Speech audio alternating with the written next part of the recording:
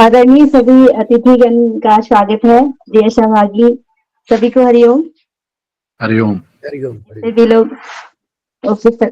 Sir आज योगा ज्ञान journey का दूसरा सत्र सर प्रारंभ हो रहा है। इससे पहले हमारी एक बैच चली, आज हमारा दूसरा सत्र शुरू हो रहा है। और आज यूजीसी जो हमारा योगा पेपर की तैयारी हम लोग करवाते हैं, पेपर 1 और पेपर 2, तो इसी के बारे में आज जो ये सत्र है सभी के लिए बहुत विशेष है, क्योंकि हम लोग केवल यहाँ पे पढ़ाई नहीं करवाते हैं सर, बल्कि यहाँ पे हम लोग आप लोगों को आज बुलाए हैं क्योंकि जितने भी विद्वान हैं सर, आप सभी लोग, तो आप सभी को यहाँ पे इसलिए आमंत्रित किया गया है ताकि जो भी बच्चे हैं वो, आप लोग इस चीज से ऑलरेडी ये संघर्ष और प्रयास, ये सब चीज से आप लोग गुजर चुके हैं, तो इसी वजह से आप लोग को बुलाया गया है ताकि अभी जितने भी बच्चे यहाँ पे जुड़े हुए हैं वो आप लोगों से प्रेरणा ले सके कि आखिर हम इस क्षेत्र में कैसे आगे बढ़ सके। तो इसके लिए तो सर सबसे पहले हम आपको बुलाना चाहेंगे सर, डॉक्टर शशिकांत मीना त्रिपाठी जी। आपके बारे में मैं थोड़ा परिचय दे देती हूँ सर। अगर सर के बारे में बात करें तो विगत 3 दशकों में योग की अनुभूति परंपरा से आप सक्रिय साधना से जुड़े हुए हैं सर। आप योग विषय में पीएचडी है और वर्तमान में सेम ग्लोबल विश्वविद्यालय में योग एवं मानव चेतना विभाग में एसोसिएट आप प्रोफेसर है सर। और अध्यात्म विद्या के बारे में योग का अध्ययन और अनुसंधान की साधना और जीवन का मूल उद्देश्य आपका रहा है। उसके साथ ही आप सांची जो बौद्ध भारतीय ज्ञान अध्ययन विश्वविद्यालय है मध्य प्रदेश में जो है सर, वहां से आप पीएचडी की उपाधि भी प्राप्त किए हैं। उसके साथ ही सर आपको वेदांत, श्रीमद् भगवत गीता, योग, भागवत महापुराण जैसे विषयों पर भी आपने व्याख्यान देश विदेश में दिए हैं सर। आपका बहुत बहुत धन्यवाद सर कि आपने इतना कीमती समय हम लोगों को दिया सर। आप थोड़ा सा लोगों को सर मार्गदर्शन कर दे, जो भी स्टूडेंट आए हैं सर, तो आपका बहुत बहुत स्वागत है सर। जी हरिओम सबको। हरिओम। और मैं समझता हूँ कि इतने अच्छे अध्येता हैं योग में, तो योग में जो मार्गदर्शन है, अगर आप मुझसे पूछ रहे हैं, क्योंकि मैंने भी नेट क्वालिफाई किया बाद में, बहुत लेट आवर डिग्रियां मैंने ली, अन्यथा मेरी साधना तो बहुत लंबे समय की है। मैं 1998 से, चूंकि घर का वातावरण ऐसा था और एक संत के आशीर्वाद से मेरा जन्म हुआ, तो प्रवृत्ति भी मेरी ऐसी थी। संत का नाम आप लोग सुने होंगे, देवराहा बाबा जी। तो उनके आशीर्वाद से ही मैं इस संसार में आया। तो बाकी शिक्षा मेरी कई विधाओं में हुई। मैंने एलएलबी किया, एमए बीएड किया, हाईकोर्ट में प्रैक्टिस करता था मैं। 98 में वकालत छोड़ दी मैंने फिर। लेकिन मेरी स्पिरिचुअल जर्नी बहुत लंबी रही है। डिग्रियों का सिलसिला तो बाद में शुरू हुआ आकर के, जब योग में एमए शुरू हुआ। उसके पहले हमने अपनी यात्रा एजुकेशन की खत्म कर ली थी लगभग, लेकिन फिर से मैंने शुरू किया। और रही बात नेट जेआरएफ, तो ये तो आप समझ सकते हैं कि ये जो परीक्षाएं होती हैं ये बिल्कुल वस्तुनिष्ठ होती हैं, वस्तुनिष्ठ प्रश्न भी आते हैं, तो इसको आपको वस्तु की तरह देखना होगा। लेकिन जो योग की जो परंपरा है, जैसे मैं बात करूं योग सूत्र की, तो वो परंपरा सिर्फ आप योग सूत्र पढ़ करके उसकी सजीवता को प्राप्त नहीं हो सकते। उसके लिए साधना की आवश्यकता है, जिस पर मैं लगातार, जब भी मेरे सत्र होते हैं, मैं लोगों से ये बात करता हूं। और मैंने जो रिसर्च भी किया, वो रिसर्च भी बड़ा एक तरह से अनोखा रिसर्च रहा, क्योंकि जिस समय मैं सांची बौद्ध विश्वविद्यालय में पहला बैच था हम लोगों का, टेस्ट हुआ था, नेशनल लेवल पर क्वालिफाई हुए, इंटरव्यू हुआ, उस समय सांची के रजिस्ट्रार एक होते थे आईजी राजेश गुप्ता जी, जो आईआईटी से पास आउट थे, आईपीएस थे, और वहां एक स्कूल ऑफ लर्निंग है। तो उन्होंने कहा मुझसे कि लर्निंग लोगों को नहीं हो रही है, टीचिंग तो हो रही है, लर्निंग नहीं हो रही है। जैसे, और योग की विधा में चूंकि सभी योग के अध्येता हैं, मेरा भी बड़ा जो अनुभव हुआ इन विषयों को जो लेकर के लोग एकेडमिक जगत में हैं, वहां का वातावरण बड़ा टॉक्सिक है। हम अपने जो मानवीय दुर्गुणों से बाहर नहीं आ पा रहे हैं। जैसे महर्षि पतंजलि ने अगर चित्त प्राशन की विधियां बताई, मैत्री, करुणा, मुदिता, उपेक्षा, पुण्य, पाप और सुख दुख के लिए, तो ऐसे में व्यक्ति, ये सामान्य स्वभाव उसका नहीं है। यम की जो बात की गई, यम पहला अंग क्यों बना, इस बात पर हम विचार करें तो इसलिए बना कि सामान्य जो हमारा स्वभाव है, यम जो है वो एक निषेधात्मक अनुशासन है। तो जो मनुष्य का सामान्य स्वभाव है, जो विधेयात्मक अनुशासन जिसके द्वारा उसके चित्त को प्रवाहित होने का मार्ग मिलता है, वो मार्ग हिंसा का है, चोरी का है, परिग्रह का है। ये उसकी वृत्तियां हैं। चित्त सामान्य तौर पर इन्हीं वृत्तियों के साथ बहता है। आप लाख पढ़ लें कि मतलब यम का जो अनुशासन है वो अपरिग्रह है, ब्रह्मचर्य है, या मतलब क्या कहते हैं, अहिंसा है, सत्य है, ब्रह्मचर्य है, अपरिग्रह है। तो लेकिन ये पढ़ लेने से ये सिद्धि नहीं होगी इसकी। जान गए आप, परीक्षा में प्रश्न भी पूछा जाए तो आप प्रश्न का उत्तर भी लिख सकते हैं, लेकिन फिर वही बात आएगी कि क्या इसकी लर्निंग आपको है? क्या आपका चित्त ऐसी स्थिति में आ गया है कि वो ब्रह्मचर्य का अनुशासन पालन कर रहा है, अहिंसक है वो? तो कई बार हम अहिंसक होने की कोशिश में हमने शास्त्र पढ़ लिया कि मन वचन कर्म से किसी को दुख न देना ये अहिंसा है। ठीक है, मान लिया। थोड़े गहरे में आइए, किसी दूसरे को व्यक्ति दुख कब देता है? थोड़ा और सोचिए, गहरे में आइए, विचार करिए। तो एक व्यक्ति हिंसक कब बनता है? मैं थोड़ा यहां से सोचता हूं कि किस चित्त के किस भूमि पर, चित्त की भूमियां भी हम लोग पढ़ते हैं, जो व्यास का भाष्य है जिसमें हम 5 भूमियों की बात करते हैं। तो किस भूमि पर यह बात उठेगी कि जहां पर व्यक्ति अहिंसा को सीखेगा, अहिंसा उस वहां प्रकट होगी? तो अगर कोई व्यक्ति किसी व्यक्ति से आहत है, किसी व्यक्ति की वाणी से दुखी है, तो क्या वो अहिंसक चित्त हो सकता है? ऐसा चित्त जो दूसरों से दुखी हो रहा है, दूसरों से सुखी हो रहा है, क्या वो चित्त कभी अहिंसक होगा? सोच के देखिए। आपको किसी ने दुख दिया, आप उसके प्रति क्या अहिंसा का भाव अपने चित्त में पैदा कर सकते हैं? या एक दुखी चित्त में अहिंसा का जो मतलब कह सकते हैं अनुशासन प्रकट होगा? मेरे ख्याल से नहीं होगा। आप दुखी होंगे तो आपका प्रिय से प्रीतिकर व्यक्ति भी आपके दुखी होने मात्र से आप उसके दुख का कारण बन जाएंगे। आप उसको दुख ना दें तो जो आपसे प्रेम करता है वो आपको दुखी देख के दुखी हो जाएगा। तो क्या ये हिंसा नहीं है? तो हम लोगों ने क्या पढ़ लिया कि मन वचन कर्म से दुख न देना, लेकिन दूसरा उसके साथ ही साथ जो नहीं कहा गया वो ये भी कहा गया कि मन वचन कर्म से दुखी नहीं होना। दुख न देना हमने सीखा, लेकिन दुखी नहीं होना हमने नहीं सीखा। और कई बार तो लोगों ने अहिंसा को ये समझ लिया कि दूसरों को हम तकलीफ न दें, इसलिए हम अपने को तकलीफ में डालने लगे। हम अपने साथ हिंसा करना सीख गए क्योंकि हमने अहिंसा व्रत लिया है। और इसका आपको बहुतेरों उदाहरण समाज में देखने को मिल जाएगा कि आदमी दूसरे को हिंसा न हो इसलिए वो अपने साथ हिंसा करता है। और आप गीता पढ़े होंगे, चूंकि सब ये आपके सिलेबस में आता है, तो ऐसे में गीता में युक्तहार विहारस्य की बात की गई है। ये नहीं कहा गया है कि ऐसी तपस्या करिए जिसमें आप अपने साथ हिंसा करने लगिए। लोगों ने तपस्या का अर्थ ये समझ लिया कि अपने को आग जला के तपाना, खाना छोड़ देना, पानी छोड़ देना, या ऐसी चीजों में जिसमें आप अपने प्रति ही हिंसक हो जाएं।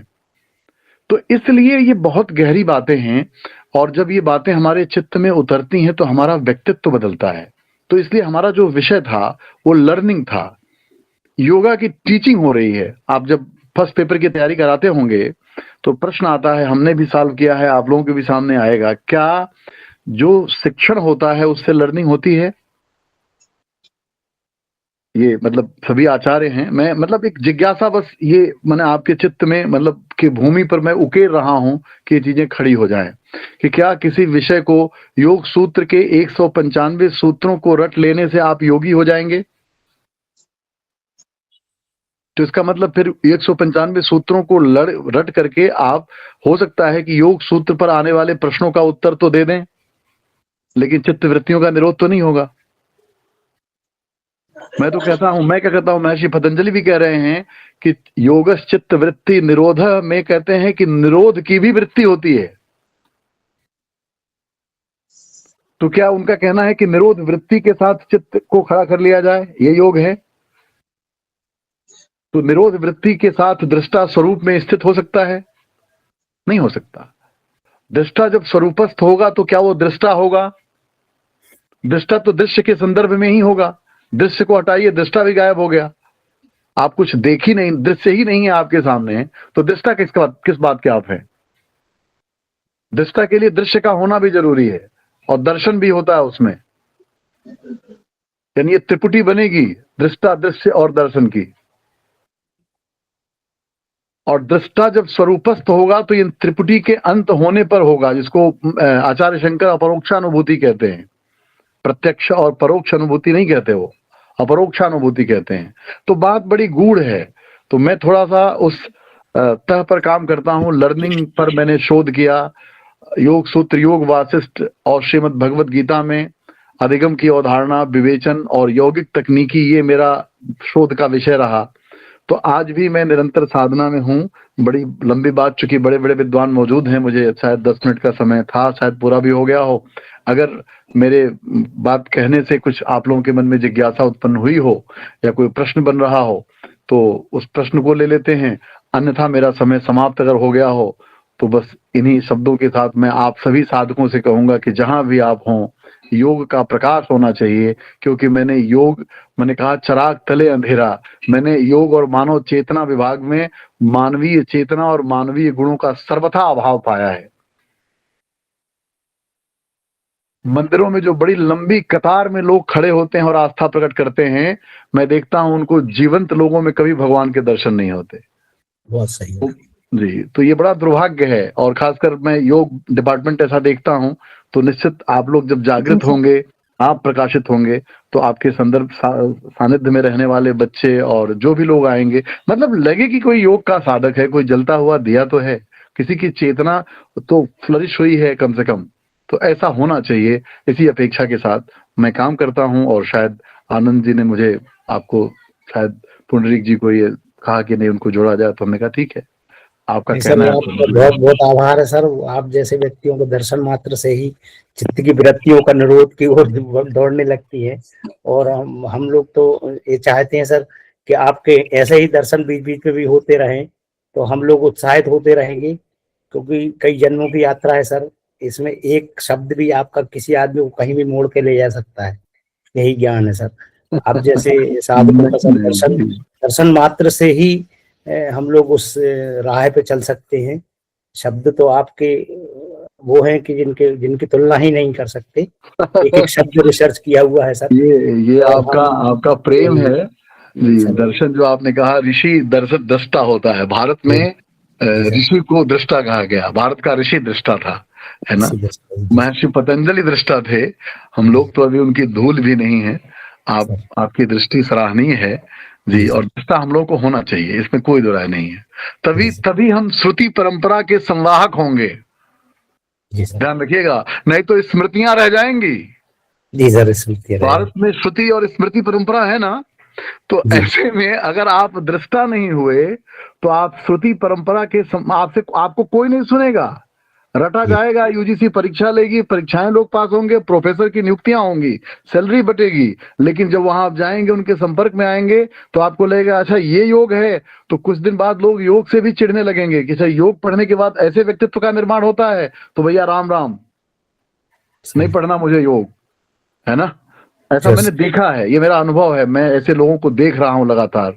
तो ऐसी स्थिति न हो। कम से कम उस ऋषि, कहते हैं ना, ऋषि ऋण से मुक्त होइए। क्योंकि ऋषियों की विद्या को, ये योग सामान्य विद्या नहीं है। इसको सामान्य तरीके से आप मत देखिए। ये लोगों के आत्म जागृति का घोष है। और उसको अगर हम बौद्धिक आधार पर या वृत्तियों के रूप में स्वीकार करके लोगों के बीच प्रवाहित करेंगे, तो ये उस ऋषि के साथ अन्याय हो रहा है। और उसके ऋण से हम, मतलब क्या कहते हैं, भारी हो रहे हैं। उसके साथ अन्याय कर रहे हैं। आप देखिए कि आपको पतंजलि देख रहे हैं कि आप उनके सूत्रों को कैसे डिकोड कर रहे हैं। उस समय फिर देखिए आपकी चेतना कैसी, कितनी गहरी होती है। तो खैर, कोई सवाल हो तो आप ले सकते हैं, अन्यथा अगर मेरा समय पूरा हो गया हो तो फिर सर दो शब्द और सर अंतःकरण पे आपका बहुत अच्छा कमांड है सर। थोड़ा सा अंतःकरण के बारे में और सर 2 शब्द और आप कहेंगे तो और सबको मोटिवेशन। सुंदर कहा आपने। बाह्य करण से हम बाहरी विषयों का ज्ञान प्राप्त करते हैं, शब्द स्पर्श रूप रस गंध। जी सर। यही है ना, आपके 5 जो ज्ञानेंद्रियां हैं जी सर। उनको हम बाह्यकरण कहते हैं, यानी ऐसे विषयों का ज्ञान जो आपके बाह्य ज्ञानेंद्रियों से हो, तो उसको ज्ञानेंद्रियां कहा भी गया है। तो आप इन्हीं 5 विषयों का ज्ञान प्राप्त करते हैं, शब्द स्पर्श रूप रस गंध। जी। शब्द जानते ही आप, कान से सुनते हैं, स्पर्श आप त्वचा से करते हैं, रूप आप आंखों से देखते हैं, और रस जो है जिह्वा से ग्रहण करते हैं। और इसी के आधार पर अच्छा है, बुरा है, बहुत टेस्टी है, बहुत बढ़िया है, बहुत सुंदर है, बहुत खराब है, ये तमाम सारी धारणाएं बना करके आप हर्ष विषाद से अपने को जोड़ते रहते हैं। अब बात जब आती है अंतःकरण की, तो अंतःकरण को वेदांत में अंतःकरण चतुष्टय कहा। यह भी करण है, साधन है, यानी करण का मतलब होता है साधन, ज्ञान प्राप्ति के बाह्य साधन और ज्ञान प्राप्ति के अंतः साधन। तो अंतःकरण को वेदांत में अंतःकरण चतुष्टय कहते हैं। अंतःकरण में मन, बुद्धि, चित्त और अहंकार, इसको 4 कहा गया। हालांकि ये कहने के लिए 4 है, लेकिन आप देखें तो कर्म के अनुसार देखें तो कलेक्टिव रूप में ये मन ही है, या इसको कॉन्शियसनेस तो नहीं कहें, अन्याय हो जाएगा, ये मन ही है। क्रिया के आधार पर इसके नाम बदलते चले गए। जब मन में विचारों का प्रवाह है तो वो मन है, जब विचारों के साथ निश्चितता उत्पन्न हो जाती है तो वही मन बुद्धि का रूप ले लेता है, और जब निश्चितता के साथ ही उसकी कोई वृत्ति चित्त में स्थायी बन जाती है तो वो चित्त बन जाता है, और जब उस वृत्ति की स्वीकृति बन के एकदम इम्प्रिंट हो जाती है चित्त में तो उसको अहंकार कह लो, अहंकार बन जाता है। लेकिन वो कार्य के आधार पर, मैं इसलिए कह रहा हूं कि मैंने लर्निंग जब विषय पर रिसर्च किया तो मनोविज्ञान तो लर्निंग भी नहीं खोज पाया, मन खोज ही नहीं पाया। मनोविज्ञान का मन मतलब आपके न्यूरॉन्स, आपके जैसे आप देते होंगे नेट की परीक्षाओं में, तो होता ना कि स्ट्रेस बढ़ाने वाले न्यूरॉन क्या कहते हैं, कौन से हार्मोन है, कार्टिजोल है, जो प्रश्न पूछता है ना, कार्टिजोल है, एड्रेनलिन है, या हैप्पी हार्मोन कौन है। अब हार्मोन पे आ गया विज्ञान, मन छोड़ दिया उसने। आप उदास होते हैं तो क्यों होते हैं, तो कोई हार्मोन कारण है, सेरोटोनिन कम हो गया। आप खुश हो रहे हैं तो क्यों हो रहे हैं, क्योंकि डोपामिन बढ़ गया, सेरोटोनिन लेवल बैलेंस्ड है, ठीक है। आप बड़े हाइपर एक्टिव हैं तो क्यों हैं, क्योंकि आपका कार्टिजोल बढ़ा हुआ है, सिंपैथेटिक नर्वस सिस्टम एक्टिवेट है। आप पढ़ेंगे तो ऐसे पढ़ेंगे, लेकिन योग की भाषा में ऐसा नहीं है। योगियों की भाषा थोड़ी अलग है, वो अंतरंग है। तो वो अहंकार के रूप में, फिर तो इसी कार्य के आधार पर अंतःकरण 4 भागों में भारतीय ऋषियों ने जानने की चेष्टा की। अंततः बात अहंकार तक गई, मैं, जहां पर आपकी स्वीकृति बनती है कि मैं ये जानता हूं या ये मैं नहीं जानता हूं। योग मैं जानता हूं, भाई जानते हैं, योग सूत्र मुझे याद है, प्रभाव क्या है उसका, चित्त वृत्ति निरोध योग है। लेकिन हर पल वृत्तियां ही बनी हुई हैं, या चित्त वृत्ति निरोध योग है, ये भी एक वृत्ति के रूप में आपको पता है। आप देखिए महर्षि पतंजलि का सौंदर्य देखिए कि जब वो वृत्तियों की बात करते हैं, तो जब इन्होंने पूछा अंतःकरण की बात, तो देखिए वो कहते कहते क्या कहते हैं, प्रमाण, विपर्य, विकल्प, निद्रा, स्मृति, ये सारी वृत्तियां हैं। तो जहां स्मृति वृत्ति हो, क्योंकि स्मृति किसको है, आप ही को तो है जी। विस्मृति किसको है, आप ही को तो है। भगवान की आपको स्मृति है, तो ये भी तो एक वृत्ति है। और यहाँ भगवान होने की बात की जाती है, भगवान की स्मृति की बात नहीं की जाती, अहम ब्रह्मास्मि की बात की जाती है। क्योंकि अब तो योग के सिलेबस में उपनिषद भी आ गया है। भारत का यौगिक दर्शन कभी भी, जैसे आप देखिए, हालांकि महर्षि पतंजलि की बात जब मैं कर रहा हूं तो सांख्य द्वैत की बात हो रही है, लेकिन मैं थोड़ा सा ध्यान आपका आकर्षित करूंगा कि महर्षि पतंजलि ने जो ईश्वर की अवधारणा दी है, पुरुष विशेष ईश्वर, क्लेश कर्म आशय विपाक से जो अपरामृष्ट है, वो पुरुष विशेष ईश्वर है। तो अब ऐसे पुरुष का ध्यान करने से आपको अपनी चेतना का ज्ञान होता है, चेतना का ज्ञान होता है। किसका, एक मुक्त विशेष पुरुष का ध्यान, यानी इस पुरुष का जो अहंकार और वृत्तियों से युक्त है, इस पुरुष के ध्यान से आपको अपने स्वरूप का बोध नहीं होता। ये तो वृत्तियों से युक्त पुरुष है, अहंकार युक्त पुरुष है, स्मृतियों को बताएगा। योग सूत्र के 195 सूत्र आपकी स्मृतियों में हैं, तो क्या आप योगी हैं? वो तो स्मृति वृत्ति है। यानी चित्त वृत्ति निरोध को योग जान लेने के बाद भी आप वृत्तियों में उलझे हुए हैं। तो कहने का तात्पर्य यह है कि योग एक अनुभविक परंपरा का विषय है, और इसको जब तक अनुभव से आप नहीं जोड़ेंगे तब तक हो सकता है कि आप एक बहुत अच्छे टीचर हो जाएं, बहुत अच्छे क्या कहते हैं विषय के डिकोडर हो सकते हैं, लेकिन आप में परिवर्तन नहीं होगा और आपसे परिवर्तन नहीं होगा। फिर ऐसे में वही होगा कि लोग वही चिराग तले अंधेरा, ना आप अपने अंधेरे को मिटा पाएंगे, और जो व्यक्ति आपके पास आएगा कहेगा कि अगर ये प्रकाश आपके अंधेरे को नहीं मिटा पाया तो मेरा भी अंधेरा मिटने वाला नहीं है। तो फिर ऐसे में वो जान जाएगा कि सच बोलना चाहिए ये कहने का विषय है, सच नहीं बोलना चाहिए ये व्यवहार का विषय है। यानी झूठ बोलने वाले व्यक्ति से सच बोलने का पाठ नहीं पढ़ा जा सकता, ऐसा मेरा कहना है। और जिस दिन आप उसको अपने जीवन में अंगीकार करेंगे तो सबसे पहला फल तो आपको मिलेगा कि आपका अंतःकरण प्रकाशित होगा, जिसको इनलाइटमेंट और क्या क्या नाम आजकल तो आपको बताऊं धर्म के नाम पर क्या क्या हो रहा है। आप लोग भी देख रहे हैं, मैं भी देख रहा हूं। मैं तो भाई ठीक है, जैसे कहते हैं कछुए की तरह अपने अंग को समेट कर पड़ा हुआ हूं कि ठीक, मुझे तो कभी कभी लगता है कि ठीक है अब क्या कहा जाए, या अंधा हो जाना ठीक था। वो एक शायर की बात कह के मैं अपनी बात समाप्त करूंगा। किसी ने कहा था, अंधेरा था मगर आंखें तो थी, ये कैसी रोशनी आई जिसमें लोग अंधे हो गए, ये कैसी रोशनी आई जिसमें लोग अंधे हो गए। तो मैं ऐसी रोशनी का कभी भी हिमायती नहीं हूं जो आपको देखने ही ना दे, और ऐसा अंधापन भी मैं स्वीकार योग्य नहीं रखता कि जहां पर आप आंख बंद कर लें। तो खुली आंखों से देखने का सामर्थ्य रखें। योग देखने और दिखाने का ज्ञान है, दर्शन है, इसीलिए योग को दर्शन कहा जाता है। और किसी का कोई जिज्ञासा हो या फिर आप लोग आगे के कार्यक्रम को निर्धारित करें, क्योंकि सीमा है। मैं समझ रहा हूं कि बाकी बड़े बड़े विद्वान हैं, उन लोगों को सुना जाए। जी नहीं सर, आपने बिल्कुल सही बात कहा सर। और हमने ये सारे चीज ऑब्जर्व किया है सर, देखते आती हूँ। जैसे कि जहाँ भी पढ़ने जाती हूँ, जब मैं फर्स्ट टाइम जब मैं फर्स्ट टाइम योग में गई तो मैं वहाँ देखी एशिया देश इतने सारे लोगों में भरे पड़े हैं, फिर योग पढ़ के क्या फायदा। मुझे खुद मेरे मन में ये बातें मुझे लगी थी फर्स्ट टाइम से, ये बहुत चीजें मतलब देखने को मिले मुझे इस तरीके की। तो मुझे लगा योग पढ़ के तो हमें इससे निकलना चाहिए, लोग इसी में डूबे हुए हैं। और तो ये सारी चीजें बिल्कुल आपने सही कहा सर, और इससे बिल्कुल सुधार लाने की बहुत ज्यादा जरूरत है सर। पूरी कोशिश करूंगी सर मैं अपने तरफ से खुद में सुधार लाऊं और बाकी लोगों को भी मैं जागरूक करूं सर। बहुत बहुत धन्यवाद सर आपका। अब मैं बुलाना चाहूंगी डॉक्टर तिलकराज मीना सर जी को, और जो कि गाइड भी है पुंडलिक सर के, और उसके साथ ही शारीरिक शिक्षा और खेल विज्ञान के क्षेत्र में विशिष्ट योगदान दे रहे हैं सर जी। उसके साथ ही गुरु घासीदास विश्वविद्यालय छत्तीसगढ़ के असिस्टेंट प्रोफेसर हैं। बास्केटबॉल, बॉक्सिंग और एथलेटिक्स के जो प्रशिक्षण में विशेषज्ञ हैं सर आपका स्वागत है। आप अपना मार्गदर्शन देंगे सर। हरिओम सर। बहुत बहुत धन्यवाद। सबसे पहले तो मैं हमारे मुख्य अतिथि शशिकांत मणि त्रिपाठी सर और परिणीता सिंह मैडम और doctor Renu Shri madam, Santoshi Kumari madam और आप सभी को मैं स्वागत करता हूं कि ये आए हुए हैं यहाँ पर।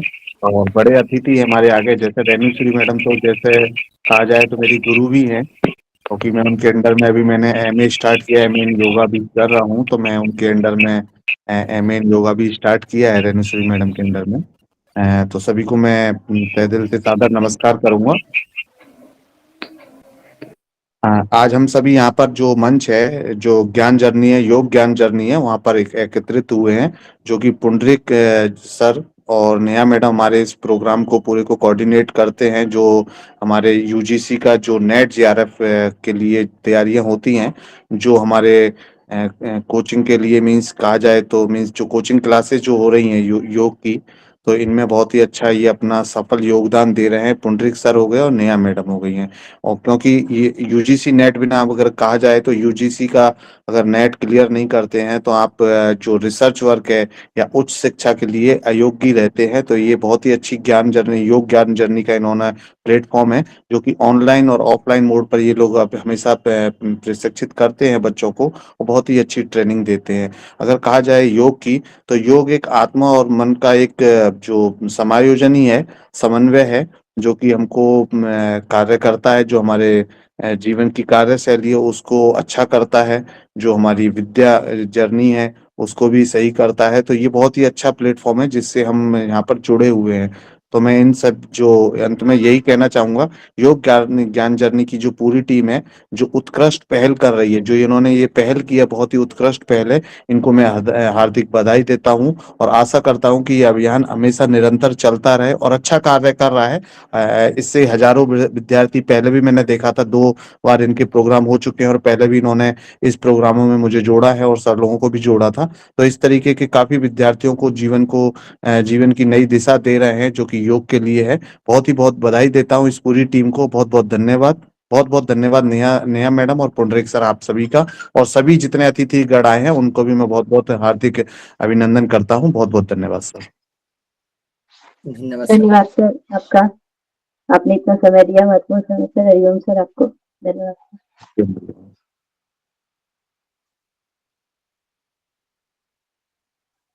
अब मैं आप लोगों को परिचय कराना चाहूंगी डॉक्टर संतोषी कुमारी साहू मैम जी का, जो कि योग, खेल और शिक्षा एवं राष्ट्र सेवा के क्षेत्र में बहुत ही उल्लेखनीय उपलब्धियां हासिल कर चुकी हैं मैम।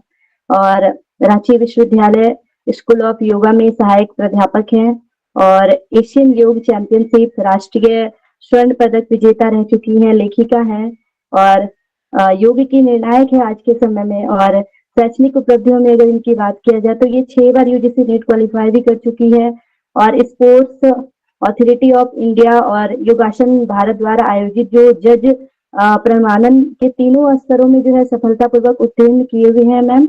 उसके साथ ही खेल जो खेल इंडिया महिला लीग है और खेलो इंडिया विश्वविद्यालय खेल, राष्ट्रीय खेल एवं पुलिस खेल प्रतियोगिता में जो है जज के रूप में अभी महत्वपूर्ण भूमिका मैम निभा रही है। मैम आपको बहुत बहुत स्वागत है मैम, आप अपना मार्गदर्शन देना। बहुत बहुत धन्यवाद। सबसे पहले तो आप सभी को इस कार्यक्रम के लिए बहुत बहुत बधाई, इस सफल कार्यक्रम के लिए बहुत बहुत बधाई। और मैं अभिवादन करना चाहूंगी doctor Shashikant Mani Tripathi sir, doctor Trilok Raj Meena sir और मेरी गुरु माता doctor Parinita Singh ma'am, doctor Renushree ma'am और नेहा मुग्ध मैम, पुंडलिक जी और पूजा रानी जी, आप सभी को बहुत बहुत धन्यवाद। और यहाँ पर उपस्थित सभी योद्धा जो यूजीसी नेट के लिए लड़ाई कर रहे हैं या फिर लड़ाई करना शुरू कर रहे हैं, आज इस मंच पर आप सभी ने सर को सुना और सर का अपना एक निजी अनुभव है और सबका एक अलग अनुभव होता है। और आज सर को सुन करके हमें लगा कि हम कितने पानी में हैं और हमें कितनी आवश्यकता है अपने आप में सुधार लाने की और समाज में सुधार लाने की। पहले तो अपने आप में सुधार लाएंगे, फिर समाज में हम अपने आप सुधार आना शुरू हो जाएगा। सर को मैं चाहूंगी कि भविष्य में और सुनो और गहराई से योग को समझो। जितना भी मैंने योग का अनुभव किया है आज मैं साझा करना चाहूंगी अपने नेट जर्नी को लेकर के, या फिर जो पढ़ाई है नेट क्वालिफाई करने की जर्नी को, उस पर मैं आज थोड़ा बात करूंगी, क्योंकि सर ने बहुत गहराई से चीजों को योग के बारे में आप लोगों के समीप रखा और आप सभी योग से बहुत अच्छे से परिचित हैं। मैं चाहूंगी कि आज जो नेट क्वालिफिकेशन की बात चल रही है, जो यूजीसी नेट के द्वारा 2015 से शुरू किया गया है, आप सभी कहीं ना कहीं एक योद्धा के समान अपने किताबों को एक अपने लड़ाई का समान बना करके युद्ध स्थल पर उतरे हुए हैं। और ये दो हमारे पास जो शिक्षक हैं, पूजा रानी और पुंडलिक सर, आपको एक गुरु के जैसा मार्गदर्शन देने के लिए आपके समीप है। आप बहुत कम लोगों को पता है कि यह जो इनिशिएटिव लिया गया है बहुत ही यूनिक है और लोगों तक ये अपने जो शिक्षा है या फिर नेट का जो सिलेबस है उसको बहुत गहराई से पहुंचा रहे हैं और बच्चे इससे लाभान्वित भी हो रहे हैं।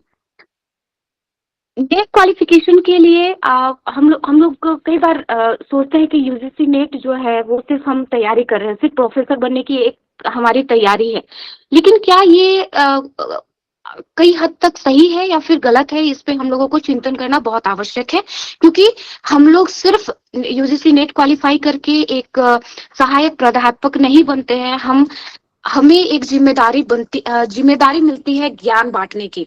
अगर हम इस जिम्मेदारी को अच्छे से समझ जाए कि जो हम लोग अभी जो हमारी जो शैक्षणिक लेवल है या फिर स्तर है कह सकते हैं, अगर हम लोग थोड़ा अपग्रेड नहीं किए तो हम, जैसे सर ने कहा कि आज जो शिक्षा प्रणाली है वो कितना दूषित हो गई है, अगर हम उसमें थोड़ा भी परिवर्तन नहीं कर पाए तो हमारे लिए यूजीसी नेट करना बहुत ही कोई काम का नहीं है, मतलब वो व्यर्थ है।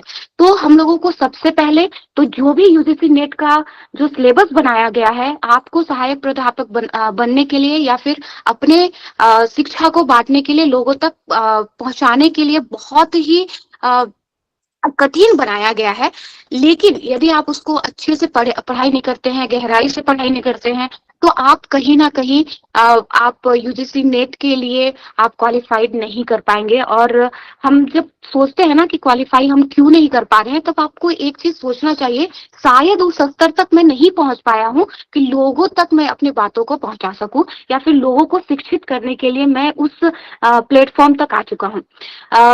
पूजा जी और पुल्लिक जी के द्वारा यह एक अच्छा प्लेटफॉर्म लोगों तक पहुंच करके आ रहा है और मैं चाहूंगी कि ये और ज्यादा लोगों तक पहुंचे। क्योंकि आप देख रहे होंगे कि जितने भी कोचिंग संस्थान है जो अपने आर्थिक प्रगति के लिए कोचिंग संस्थान चलाए जा रहे हैं, लेकिन ये जो हमारा योग ज्ञान जर्नी है वो हमारे आर्थिक चीजों को लेकर के इसका जो विस्तार हो रहा है या फिर जो नींव रखा गया है, ये इन चीजों के लिए नहीं रखा गया है, आपके इन्हांसमेंट के लिए इसको रखा गया है। तो हमें बहुत गहराई से इन सारी चीजों को समझना पड़ेगा कि क्यों हमें योग ज्ञान जर्नी के साथ जुड़ना चाहिए।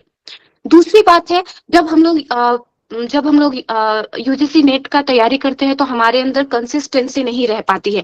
कंसिस्टेंसी इन द सेंस कि जब हम लोग पढ़ाई कर रहे होते हैं तो एक दिन तो बहुत अच्छे से पढ़ाई कर लेंगे कि एकदम 10 घंटा बैठ गए, एकदम सोच ही लिए हैं कि हमको पढ़ाई करना है 10 घंटा। अब एक दिन 10 घंटा पढ़े और 3 दिन जो है किताब कभी खुला ही नहीं, बहुत पढ़ लिया, 10 घंटा पढ़ लिया, अब 3 दिन का ये हो गया है। बट यूजीसी नेट के लिए जो हम लोग पढ़ाई करते हैं या फिर जो यूजीसी नेट के लिए जो कंसिस्टेंसी चाहिए होती है, वो हमारे लिए वो 10 घंटा एक दिन में पढ़ने की जर्नी नहीं होती है।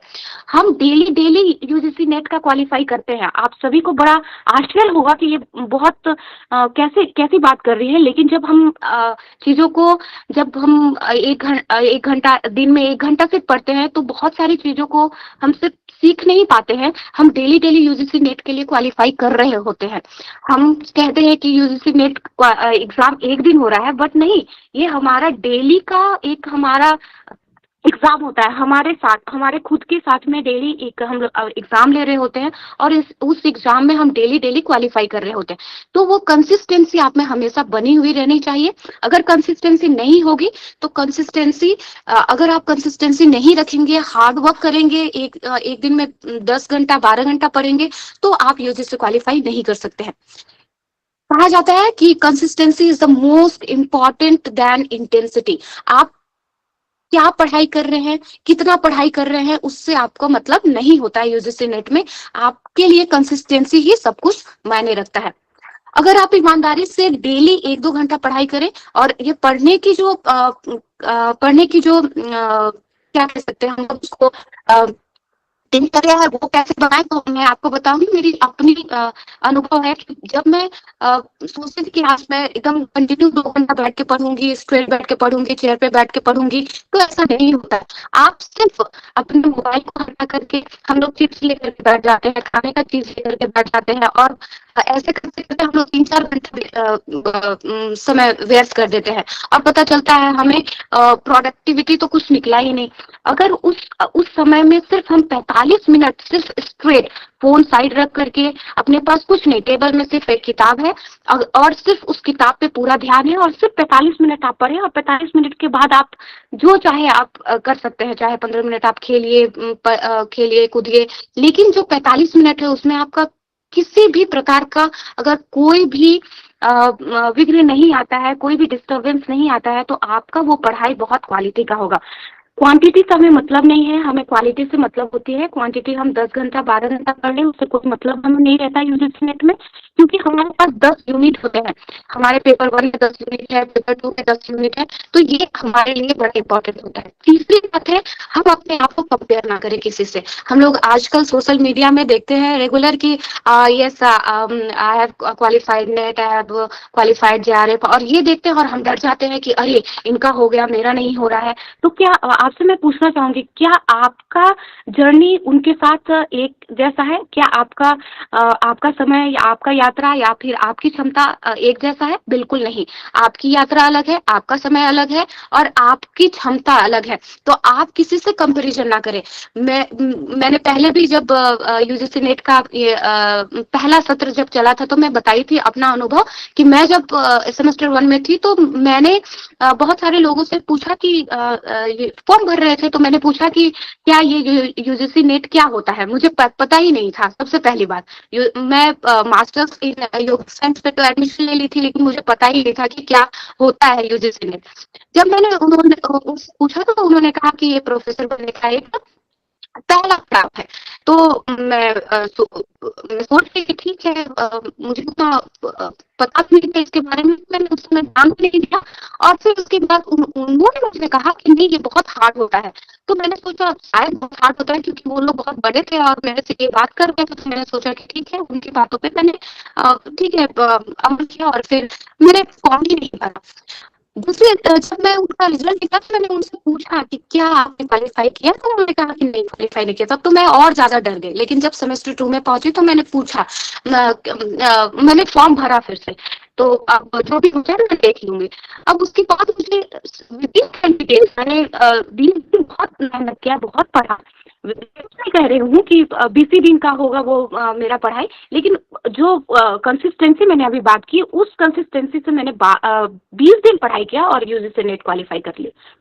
तो जब मैंने देखा कि और क्लास में और लोगों का नहीं हुआ लेकिन मेरा हुआ, तब मुझे समझ में आया कि सबका जो पोटेंशियल है, सबका जो एबिलिटीज है, पोटेंशियल है, सबका अलग अलग होता है। तो आप किसी से कंपैरिजन ना करें कि आप अगर उनका निकल गया तो आपका नहीं निकला, तो क्या होता है इससे। हम लोगों को मोटिवेशन रोज दिन का रखना चाहिए। अनुशासन रखने से हम लोगों को ये कंसिस्टेंसी आएगी, और इन सारी चीजों पे हम लोग अमल कर पाएंगे। दूसरा है आत्मविश्वास। कभी हमें अपना आत्मविश्वास नहीं खोना चाहिए। जब तक आप अपने आप में बिलीव नहीं करेंगे, लोग आप पे बिलीव नहीं करेंगे। अभी गांव में कहते हैं कि क्या कर लोगे, पढ़ के क्या कर लोगे, योग जैसा पढ़ाई क्या होता है, योग से पढ़ के क्या कर लोगे। सब साधु संत उनका एक अलग सा कॉन्सेप्ट, उनको नहीं पता है कि योग की पढ़ाई से आप क्या कर रहे हैं। आप में जो कैपेबिलिटी आ रही है, आप में अनुशासन आ रहा है, इन सारी चीजों से अपरिचित है। तो उन सारे लोगों को समझाने के लिए आपके पास बहुत समय मिलेगा। उन सारे व्यर्थ के बातों पे आप ना लगे। आप अपने पढ़ाई को बहुत अच्छे से रोजाना ईमानदारी के साथ, मेहनत के साथ पढ़ाई करें। आपका चयन बिल्कुल निश्चित होगा। और मुझे लगता है समय हो गया है। मैं अपने बातों को विराम करूंगी एक 2 लाइन से। रुकना मत, थकना मत, क्योंकि जो हार नहीं मानता वही एक दिन इतिहास रचता है। आप सभी को मेरी बहुत सारी शुभकामनाएं। आपका चयन निश्चित है, आप ध्यान में रखें। और पूजा जी को और पुंडलिक जी को बहुत बहुत धन्यवाद कि आप ऐसा इनिशिएटिव लेकर के आए, और चाहूंगी कि भविष्य में भी आप इसको लगातार करते रहे। जैसा आपने पहला सफल सत्र किया है, वैसा ही यह सत्र भी बहुत सफल हो। और यहाँ पर विद्वान जन जितने भी आए हैं, आप सभी को धन्यवाद। आपने मुझे इतनी धैर्यता के साथ सुना, और आप सभी योद्धाओं को बहुत सारी शुभकामनाएं। धन्यवाद। धन्यवाद। थैंक यू मैम, आपको बहुत बहुत धन्यवाद मैम। फर्स्ट टाइम जब मैं नेट के बारे में कुछ जानती नहीं थी, और मैं मैम की स्टूडेंट रह चुकी हूँ, संतोषी मैम की और परिणीता मैम की। तो सबसे पहले मैं संतोषी मैम के पास सिलेबस लेके गई थी कि मैम ज्यादा टाइम नहीं था उस समय पढ़ने का, तो मैम सब में लिख देती इतने इसमें इतना टाइम देना है, इसमें इतना टाइम देना है। और पहली बार मतलब मुझे समझाया है कि इस तरीके से आपको पढ़ाई करना है। तो सबसे पहले अगर बात किया जाए कि इसी नेट को कैसे करना है, तो मुझे संतोषी मैम गाइड की थी कि किस तरीके से पढ़ाई करना है। क्योंकि और मैम हमेशा मेरी रोल मॉडल रही है, क्योंकि इतनी कम एज में इतना कुछ की, और उस समय तो मैं पढ़ाई में फर्स्ट ज्वाइन ही की थी। तो मुझे भी बहुत अच्छा लगा मैम कि मैं भी आपके जैसा बन सकती हूँ, और इस तरीके से अभी भी मैम बहुत आगे काम कर रही है, बहुत अच्छे तरीके से। बहुत अच्छा, thank you ma'am, thank you so much ma'am.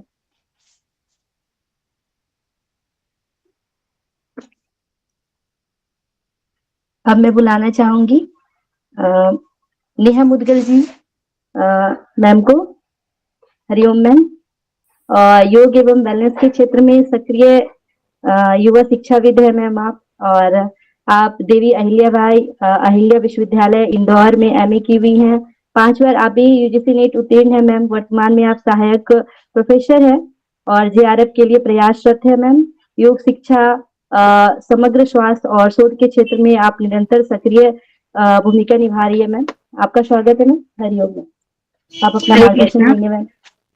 सबसे पहले तो बहुत बहुत धन्यवाद Pundalik sir and Pooja ma'am, आप दोनों को, और बहुत बहुत बधाई आपको, शुभकामनाएं है मेरी इस बैच के लिए आपको सब। और जितने भी मेरे योग के महान अनुभवी जुड़े हुए हैं शिक्षक, आज मुझे ऐसा लगता है कि मैं तो अभी इस योग की अनंत यात्रा में अभी नई नहीं जुड़ी हूँ। आज बहुत सारे महान जितने भी हमारे अनुभवी टीचर्स रहे हैं, हमारे अध्यापक रहे हैं, उनका ज्ञान सुन के मुझे ऐसा लगा कि धन्यवाद कहूँ पूजा मैम और पुंडलिक सर को कि आज मुझे अवसर मिला आप सभी के बीच आने का। अगर देखो बात की जाए योग की, तो मुझे ऐसा लगता है कि योग एक अनंत यात्रा है। आप इसमें अभी मैं माना कि मैं अध्यापक भी हूँ, तो मैं अभ्यर्थी भी हूँ। आज आपके बीच अध्यापक हूँ, लेकिन जब महानुभव जैसे शशिकांत जी सब जब कहा, तो मुझे ऐसा लगा कि शायद मैं आज यहाँ अभ्यर्थी ही हूँ, क्योंकि योग एक अनंत यात्रा है। आप यहाँ पे जब तक, जैसे सर ने कहा, आत्मचेतन जागृत नहीं करते हैं या अपनी चेतना को जागृत नहीं करते हैं, और योग के विषय में अगर आप केवल किताबी ज्ञान लेके आगे बढ़ते हैं, तो आगे आप जब भी मान लीजिए आज आपका लक्ष्य है सहायक प्रोफेसर के लिए या आपका जेआरएफ निकालने के लिए, आप एक अपनी परीक्षा के लिए सभी उपस्थित हुए हैं, आप इसे पास भी कर लेंगे तो आप इसके बाद एक गरिमामय सहायक प्रोफेसर के पद को गौरवान्वित करेंगे। तो मुझे ऐसा लगता है कि आज इस पद को मैंने भी जब धारण किया है, तो मैं हर दिन योग के साथ उतना ही जुड़ती जा रही हूँ। जब मैं पहले इसकी अभ्यर्थी थी, पहले दिन से लेके आज अनंत यात्रा है मेरी, जिसमें मैं हर दिन कुछ ना कुछ नया सीख रही हूँ, नया नया ग्रहण कर रही हूँ। तो जितना आप ज्ञान को अनुभव करेंगे, अपने ज्ञान को जागृत करेंगे, तो मुझे ऐसा लगता है कि फिर आपसे जुड़ने वाले जितने भी आपके लोग होंगे, तो वो शायद आपके इस ज्ञान को फिर अनुभव कर सकें। अब बात की जाए जैसे कि अब जैसे आप यूजीसी नेट योग के लिए, आप जेआरएफ के लिए सभी लोग एकत्रित हुए हैं, तो सबसे पहले सभी को शुभकामनाएं देती हूँ कि आपने सबसे फर्स्ट काम तो आपने अच्छा ये किया है कि आपने सही मार्गदर्शन चूज किया है। क्योंकि क्या होता है कि जब हम एग्जाम ओरिएंटेड की बात करते हैं, या जब हम बात करते हैं किसी एक यूजीसी नेट नेशनल लेवल की एग्जाम को फाइट करने का और निकालने का, तो 2 चीजें बहुत काम करती हैं। सबसे पहले होती है आपकी रणनीति, और सबसे पहला होता है आपका डायरेक्शन। आपने सबसे पहले तो ये काम किया कि एक प्रॉपर क्लासेस चूज की है, जैसे सर और पूजा मैम जो अभी विगत वर्ष से कार्यरत हैं। इसके पहले अगर देखा जाए तो आप कितना भी सर्च कर लो, आपको योग के सब्जेक्ट में और खासकर यूजीसी नेट जेआरएफ योग के लिए आपको कोई ऐसी क्लासेस नहीं मिलने वाली है कि जो आपको इतना डिटेल के साथ, जिस तरीके से आप पुंडलिक सर से अभी आप पढ़ेंगे, पूजा मैम से भी आप पढ़ेंगे, जिस तरीके से सर और मैडम पढ़ाते हैं ना, एक एक चीज को मतलब आप ऐसा मान के चलिए, आपके सिलेबस में जो छपा है वो तो ठीक है, आपके एक एक सब्जेक्ट को, चाहे वो उपनिषद हो, चाहे वो आपके हठयोग के ग्रंथ हो, बिल्कुल 360 डिग्री आपका एक भी चीज छूटने नहीं वाला है। इतने प्यारे तरीके से दोनों सर मैडम पढ़ाते हैं, अनुभवी तरीके से पढ़ाते हैं कि आपकी एक भी चीज छूटने नहीं वाली। तो आप सबसे पहले ये चीज बिल्कुल आप लोग दिमाग में फिक्स कर लीजिए कि अब आपको कहीं भटकना नहीं है, क्योंकि आप इतने प्यारे संस्थान से, आप इतने अच्छे मेरे ख्याल से क्लासेस से जुड़ गए हैं, तो आप बिल्कुल अब घोड़े की नाल की तरह मेरे ख्याल से चलिए। और इसके साथ साथ ही मैं आपको दूसरी चीज कहना चाहूंगी कि मैन होती है कंसिस्टेंसी, है ना। क्या होता है ना कि अगर मैं आपको अपना पर्सनल एक्सपीरियंस बताऊं, तो अगर आप मुझसे पूछेंगे कि मैम आपने किस तरीके से इसको क्वालिफाई किया या क्या किया, तो मेरा एक ही उद्देश्य था, वो था कंसिस्टेंसी। जिस दिन से आप पहले दिन से क्लास अटेंड करते हो, अंतिम दिन तक, जब तक आपका लक्ष्य आप पूरा नहीं कर लेते हैं, आपको कंसिस्टेंसी बना के रखनी पड़ेगी। अनुशासन अगर आप में नहीं है, तो फिर आप मान के चलिए कि आप अपने उद्देश्य को प्राप्त नहीं कर पाएंगे। क्योंकि देखिए, यहाँ पे मैडम और सर तो अपना काम 110% करते हैं, वो आपको हर एक चीज के बारे में इतना डिटेल से पढ़ाएंगे। अभी आप खुद ही एक्सपीरियंस करेंगे, जब आप पढ़ेंगे तो आपको खुद ही पता चल जाएगा कि मैम ऐसा क्यों बोल रहे हैं। क्योंकि मैंने पर्सनली पुंडलिक सर को सुना है, पुंडलिक सर के ज्ञान को देखा है। मैं पूजा मैम की भी बहुत आभारी हूँ, क्योंकि पूजा मैम ऐसी टीचर नहीं है जिसने मेरा फर्स्ट पेपर क्वालिफाई करवाया है। तो मैम आपका बहुत बहुत धन्यवाद, क्योंकि फर्स्ट पेपर के लिए मैं पर्सनली बहुत परेशान हुई थी। इतने प्यारे सटीक तरीके से अगर कोई फर्स्ट पेपर आपको पढ़ा सकता है, तो वो बहुत अच्छी कला मानती हूँ मैं आपकी मैम, क्योंकि आप इतने सटीक तरीके से, क्योंकि आपकी यूजीसी नेट एग्जाम जो होती है ना, यहाँ पे क्योंकि आप योग विषय के अभ्यर्थी हैं, तो आप डिटेल में पढ़ते हो ना, आप हर चीज को डिटेल में पढ़ते हो। और जब आप मास्टर्स की एग्जाम देते हो, तो आप बिल्कुल अपने विचारों को भी लिखते हो। लेकिन यूजीसी नेट में आपको कैसा पढ़ना पड़ता है, टू द पॉइंट पढ़ना पड़ता है। वहां क्वेश्चन क्या आते हैं, बिल्कुल टू द पॉइंट आते हैं। तो इतना टू द पॉइंट कोई पढ़ा पाए, और पढ़ाने के बाद भी आप उनके नोट्स कभी आप देखना, इतने टू द पॉइंट नोट्स होते हैं कि आपको भटकने की आवश्यकता नहीं है। आपका फर्स्ट पेपर, आपका सेकंड पेपर, पूरी 10 यूनिट जिस तरीके से वो लोग टाइम पे कंप्लीट करवाते हैं, और दूसरा क्या बिल्कुल रिवीजन होता है। लास्ट ईयर के पेपर्स का सर मैडम रिवीजन करवाते हैं। तो मैंने सबसे ज्यादा अटेंड की है जब मैम ने पूरे लास्ट ईयर के पेपर्स का रिवीजन करवाया था। एंड मैराथन चलती है जब लास्ट में, तो बहुत शानदार तरीके से पढ़ाते हैं दोनों सर मैडम। तो कहीं भटकने की आवश्यकता नहीं है। तो मेरा यही आपको मार्गदर्शन देना चाहूंगी कि देखिए, टीचर्स अपना काम कर देंगे, गुरु अपना काम करता है, गुरु अपना काम यहाँ 110% करेगा। अगर आपका उद्देश्य है इस लक्ष्य को पूरा करना, या इस एग्जाम को आपको क्वालिफाई करना, कि जो कि आपकी इस योग यात्रा की मेरे ख्याल से पहली स्टेप है, इसके बाद तो आपकी यात्रा आनंद चलेगी। आप कंसिस्टेंसी बना के रखिएगा, है ना। आज तो आप उत्साहित हैं, कल आप उत्साहित रहेंगे, लेकिन आपको बराबर 6 महीने ये कंसिस्टेंसी बना के रखनी है। और ये मेरा मानना है पर्सनल, कि जिस जिस भी बच्चे ने, या जिस भी यहाँ पे जितने भी योद्धा हैं यहाँ पे, जिसने कंसिस्टेंसी और अनुशासन बना के रख लिया, तो आप बिल्कुल मान के चलिए, आप पहली ही बार में जेआरएफ क्लियर कर सकते हैं, पहली ही बार में आप अपना UGC net assistant professor clear कर सकते हैं। तो बस मैं विराम देना चाहूंगी अपने शब्दों को। आप सभी को बहुत बहुत शुभकामनाएं देना चाहूंगी। जितने भी योद्धा यहाँ पे हैं, आप सभी को बहुत बहुत शुभकामनाएं। मैं आशा करती हूँ कि आप अपने पहली बार में अपने लक्ष्यों को पूरा करने के लिए बिल्कुल सही रहें। धन्यवाद मैम। धन्यवाद मैम, आपका बहुत बहुत, आपने इतना समय दिया मैम और इतने अच्छे से बताया, बिल्कुल सही बात आपने कहा मैम। धन्यवाद मैम, आपको बहुत बहुत।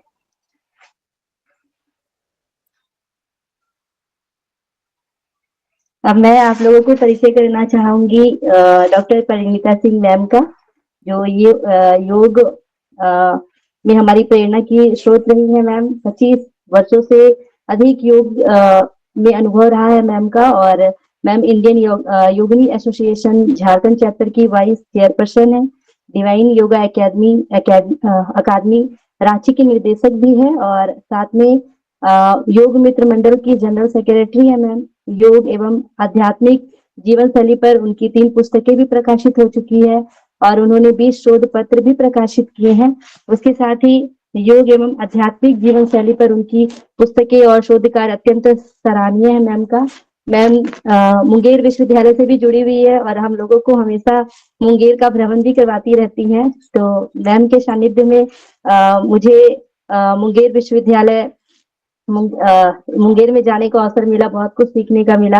और मैम की जो पढ़ाने की शैली है वो बहुत ही शानदार है, और मैं मैम की स्टूडेंट रह चुकी हूँ। मैम का बहुत बहुत आभारी हूँ। मैम आपका स्वागत है मैम, आप मार्गदर्शन देंगे।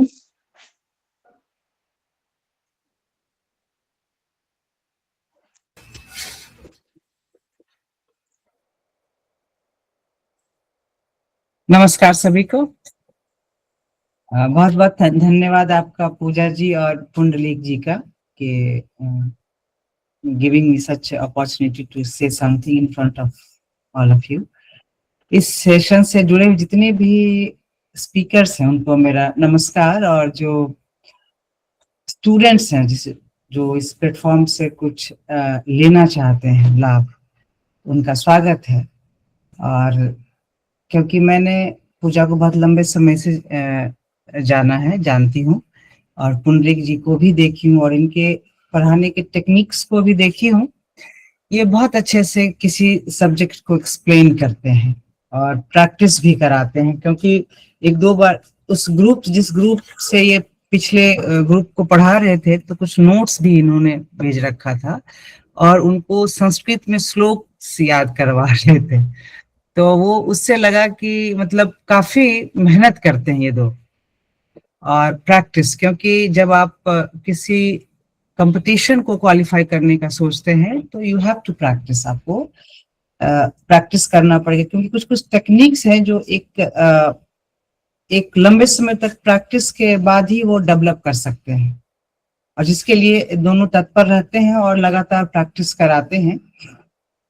हम ऐसे इसको समझ सकते हैं, आप लोग ने सुना होगा जो योग से जुड़े हुए हैं, क्योंकि आप लोग योग में जो सिलेबस है नेट का या कोर्स का जो एमए किए हैं, उसमें उपनिषद भी हैं और गीता है, पतंजलि योग सूत्र है, साइंस सब्जेक्ट भी है। एक प्रक्रिया है, प्रोसेस, इसको ऑटोमेटाइजेशन बोलते हैं। सुने होंगे कि जब हम किसी टेक्निक्स को या किसी चीज को अगर हम बार बार पढ़ते हैं तो हमारा जो कॉन्शियस ब्रेन है, या उसको बोल सकते हैं नियोकॉर्टेक्स, कम्स इनटू ऑपरेशन, वो ऑपरेशन में आता है। और ये जो जितने भी कॉन्शियस एक्टिविटीज है, they all are governed by the neocortex, ठीक है, ब्रेन के पार्ट से। कुछ समय के बाद क्या होता है, ये नियोकॉर्टेक्स जो है उसका प्रोग्रामिंग करता है, और इंटायर प्रोसेस को वो लोअर ब्रेन को दे देता है, और ये कंटिन्यूअस रिपीटेशन में चलता रहता है, जिसको हम लोग बोल देते हैं कि मैकेनिकली वो काम हो रहा है। तो जब आप प्रैक्टिस करते हैं किसी भी चीज का, एग्जाम का, पढ़ने का, सीखने का, तो कुछ समय के बाद आपका जो कॉन्शियस ब्रेन है वो इतना यूज्ड टू हो जाता है कि चीजों को वो ऐसे ही लोअर ब्रेन को देने लगता है, जिसके कारण वो चीज आपके इसमें प्रैक्टिस में आने लगता है। इसीलिए किसी भी कंपटीशन को क्वालिफाई करने के लिए ऑटोमेटाइजेशन इज वेरी इंपॉर्टेंट, कि आप बार बार उसको रिपीट करें और पढ़ें। बट योग के स्टूडेंट्स हैं तो यहाँ पर डी ऑटोमेटाइजेशन भी होता है। क्यों? क्योंकि जब आप प्रैक्टिस करते हैं, क्योंकि जो भी पढ़ते हैं योग को एज ए सब्जेक्ट, वो प्रैक्टिशनर भी होते हैं। थोड़ा सा आप आसन करते ही होंगे, थोड़ा प्राणायाम करते होंगे, थोड़ा सा मेडिटेशन या चैंटिंग, नहीं कुछ तो चैंटिंग कर रहे हैं। तो ये क्या करता है, बार बार आपकी न्यू कॉर्टेक्स को, ब्रेन को वो बार बार स्टिमुलेट करता है। उससे क्या होगा कि मेमोरी जो है वो आपकी ज्यादा अच्छी होगी। तो योग को सिर्फ हमको एक मतलब पढ़ना कंपटीशन के ढंग से, उसके कुछ कुछ पार्ट्स को प्रैक्टिस भी करना। जैसे कि शशिकांत सर ने बोला कि लोग सिर्फ कंपटीशन के लिए पढ़ते, नहीं, ऐसा नहीं है। जो योग पढ़ते हैं उनको सच में प्रैक्टिस भी करना चाहिए, ताकि आप अनुभव कर सके कि एक्चुअली में विद्या है क्या। इनफैक्ट मैं तो कहती हूँ जो योग से जुड़े हुए नहीं है उनको भी ये पढ़ना चाहिए। एटलीस्ट आप इस क्लास के थ्रू आप जानेंगे, सुनेंगे कि एक्चुअली में योग है, क्योंकि बेसिक चीजों को बताया जाता है। जैसे सपोज कि आप पतंजलि योग सूत्र में अथ योगा अनुशासन बोलते हैं। अब अनुशासन, भाई अनुशासन लोग जानते हैं कि सुबह उठना है, मेडिटेशन करना, लेकिन उसमें क्या क्या आपके अंदर चेंजेस आएंगे, क्या चेंज आएंगे? अनुशासन, किस लेवल तक अनुशासन? यहां तक अनुशासन होना चाहिए कि आपके सेलुलर सेल तक, सेल के जो ऑर्गेनेल्स हैं उसमें चेंजेस आए। आपके मन के जो चेतन, अर्धचेतन, अचेतन मन में उसमें परिवर्तन आए, ताकि आप मन बुद्धि चित्त अहंकार में चेंजेस ला सके। तभी वो परफेक्ट आप योग के जो मतलब जो बोल सकते हैं कि तदादृष्टु स्वरूपे अवस्था में हम तभी अपने वास्तविक स्वरूप में आ सकते हैं। तो यहाँ क्या है? अनुशासन। अनुशासन कैसे होगा? तो अभ्यास, अभ्यास, अभ्यास से।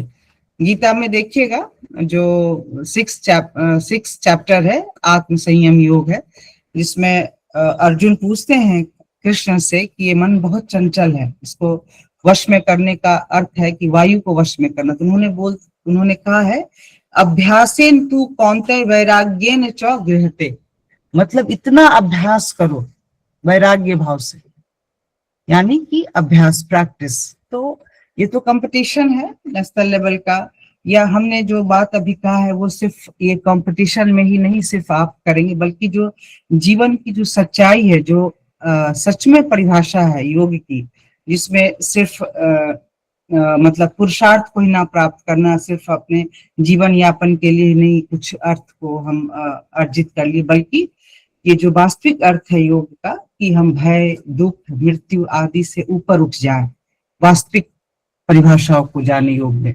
तो इन सारी चीजों को हम जब भी प्रैक्टिस करते हैं या पढ़ते हैं, तो मेरा ये कहना है कि लगातार, जैसे अगर हम सुबह 4 बजे उठकर हम साधना करते हैं तो उसका एक अलग फल हमको मिलता है, उसी प्रकार जो प्रैक्टिशनर है, जो नेट के लिए किसी चीज के लिए क्वालिफाई करते हैं, आप कंटिन्यूअस उस चीजों को अभ्यास लगातार करते रहेंगे, तब जाके आप क्वालिफाई करेंगे।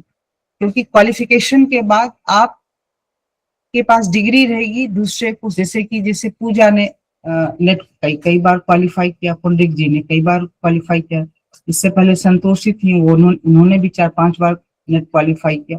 अब क्या है कि ये लोग जब आप कहीं बैठते हैं, शिक्षा देते हैं, तो ना आप सिर्फ उनको नेट क्वालिफाई करवा रहे, बल्कि जो ये मनुष्य का जो शरीर है, जो दुर्लभ और क्षणभंगुर है, उसकी वास्तविकता से आप उसको परिचय करवा रहे। ठीक है, एक सोसाइटी को एक अच्छा संदेश देने का प्रयास कर रहे हैं इसके द्वारा, जो मुझे लगता है कि हमने तो क्वालिफाई किए, बच्चे बहुत से करेंगे, अच्छे अच्छे जगह पे जाएंगे, पढ़ाएंगे, लेकिन आप अपने अनुभव, आपके अंदर जो परिवर्तन हुए हैं या योग का जो वास्तविक अर्थ है, उस चीजों से लोगों को परिचय कराना, ताकि ना सिर्फ आप अपने बच्चों को वो ज्ञान दे रहे हैं योग विद्या, बल्कि एक संस्कृति को बचा रहे हैं और जनरेशन में आप दे रहे हैं। चलता आ रहा है, मुझसे आप पढ़े, आपसे लोग पढ़ेंगे, उससे उनसे पढ़ेंगे, तो ये एक पीढ़ी दर पीढ़ी परंपरा चलती रहेगी। और जो इनका प्रोसेस है, जो मैंने देखा है, खासकर पूजा रानी को देखा है, या पुंडरिक जी को भी क्लास लेते मैंने देखा, बहुत अच्छे से समझाते हैं, श्लोक को समझाते हैं, उनके मीनिंग को समझाते हैं। जब आप पढ़ने लगे, इंटरेस्ट भी जगेगा, और आप जितना पढ़ेंगे, जितना समय जिस चीज पे देंगे, आप उतना ही उसको अचीव करेंगे। जब समय देने पर ईश्वर तक आत्म साक्षात्कार हो सकता है, तो ये तो बहुत छोटी चीज है कि आप एक नेट क्वालिफाई करेंगे। तो बहुत बहुत सबको हमारा शुभकामनाएं मेरी तरफ से है कि पढ़िए, ज्वाइन कीजिए। जो इस फील्ड से नहीं है वो भी कुछ समय के लिए जुड़िए और योग को जानिए, क्योंकि ये सिर्फ एक कोर्स नहीं है, ये सभी के लिए है। क्योंकि इसको आप हर फील्ड में इसका उपयोग कर सकते हैं। आप दूसरे सब्जेक्ट से भी हैं, आप मेडिकल साइंस से हैं, या किसी और विषय से हैं, या किसी दूसरे क्षेत्र में है, तो योग के द्वारा कैसे अपने आप को डिसिप्लिन में ला सकते हैं, या उसका लाभ हमको मिल सकता है। चलिए, इसी के साथ हम अपनी वाणी को विराम देते हैं, और बहुत बहुत धन्यवाद आप सभी को। धन्यवाद, बहुत बहुत धन्यवाद मैम, आपका मार्गदर्शन हमेशा मैम बना रहेगा मेरे साथ। Thank you ma'am. और आपसे बहुत प्रेरित हूँ मैम, आप इतना अच्छा योग को एनाटॉमी से रिलेट करके बताती हैं, जो कि हमारे लिए सबसे पहला अनुभव था मैम, जब मैं फर्स्ट टाइम पढ़ी थी। मतलब सिर्फ एनाटॉमी अलग है, लेकिन उसको कैसे योग से आपने को रिलेट करके समझाया था, वो आज भी जहन में रहता है मैम। मैं भी कोशिश करती हूँ कि कर पाऊँ वहां तक। बहुत बहुत धन्यवाद मैम, बहुत।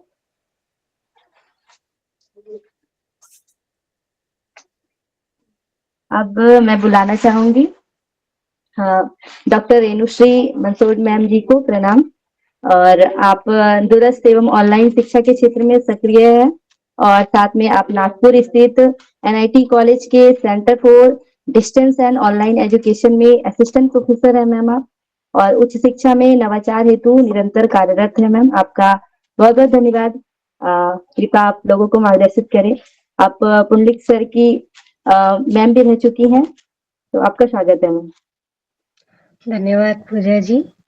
और आज के इस सेशन में आए हुए सभी हमारे मान्यवर जिन्होंने अभी तक के हमें इतनी महत्वपूर्ण इंफॉर्मेशन दी और हम सभी को इतना मोटिवेट किया है।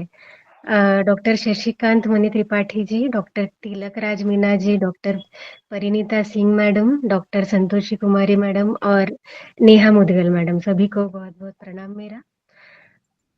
तो ये जो वेंचर है पूजा जी और पुंडलिक जी का, आपको इसके लिए बहुत सारी बधाइयाँ। इसके पहले जो आपका फर्स्ट सेशन हुआ था उसमें भी मुझे आने का मौका मिला था और आपके ग्रुप में भी हूँ मैं, ऑफिशियली या फिर अनऑफिशियली जो भी आप समझे। तो उसमें भी मैं देखती हूँ कि दोनों भी जो है बहुत ही सक्रिय है और बहुत ही अच्छी तरीके से सब कुछ मैनेज करते हैं।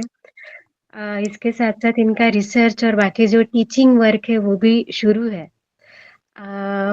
And with due permission of Pundalik ji, तो पुंडलिक जी जब यूनिवर्सिटी में थे कवि कुलगुरु कालिदास, जहाँ से इन्होंने एमए योगा किया है, पीजी, तो जब ये आए थे तो तब उतने ये मैच्योर नहीं थे और उतने यानी पढ़ाई में भी उतने तेज नहीं थे।